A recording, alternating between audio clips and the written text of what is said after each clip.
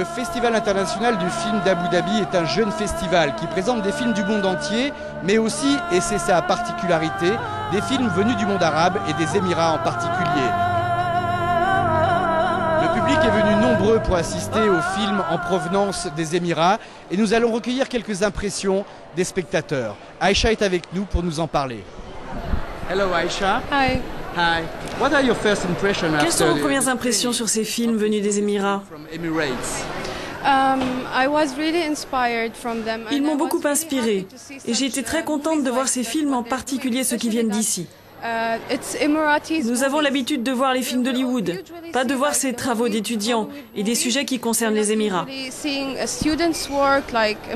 Alors ça donne beaucoup d'inspiration.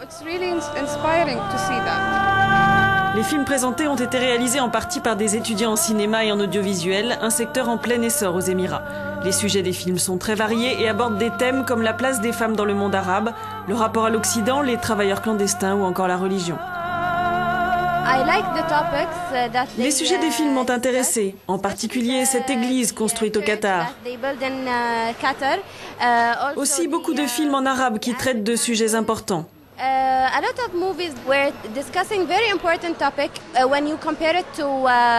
Vous savez, si on compare avec les films d'Hollywood ou de Bollywood, ce sont des films qui sont plus divertissants qu'avec un point de vue. Mais les films arabes ou des Émirats que nous voyons aujourd'hui parlent de choses très importantes.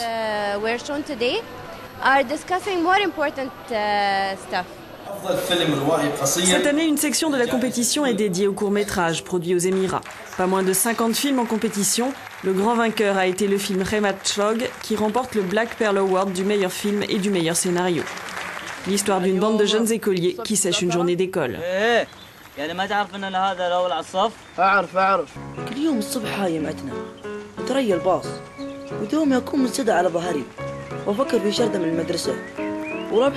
تعجبهم سالفة الشردة لأنه ولا واحد منهم مال دراسة كلهم فاشلين.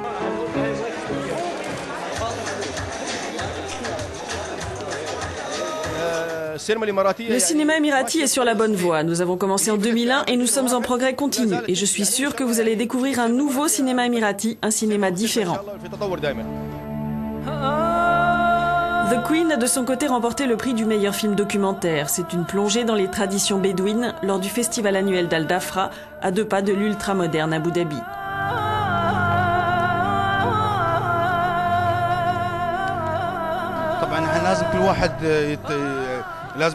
Il est important de retourner à son milieu, à ses origines, son environnement, parce qu'il y a plein de sujets dont on peut parler.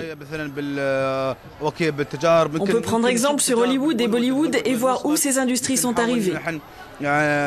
Nous pouvons essayer de nous inspirer de leur savoir-faire pour progresser, mais il est très important de revenir à nos sources, car nous avons beaucoup de sujets intéressants à aborder.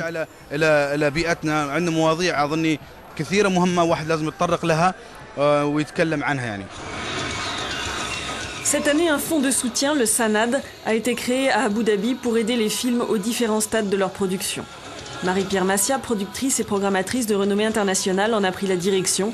Les films des Émirats, mais aussi de l'ensemble des pays arabes, sont éligibles à ces aides. C'est important que le monde arabe puisse raconter ses propres histoires. Je veux dire, là, moi j'ai vu par exemple des cours de jeunes Émiratis. Et c'est quand même surprenant de voir ce qu'ils peuvent dire.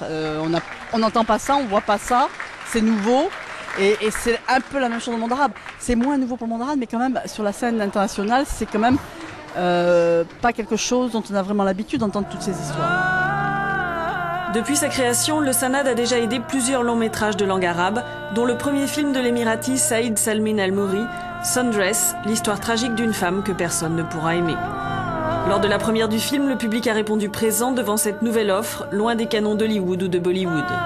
Les Émirats ont donc décidé de se donner les moyens de développer une industrie du cinéma et de produire des films qui puissent trouver leur public au sein du monde arabe.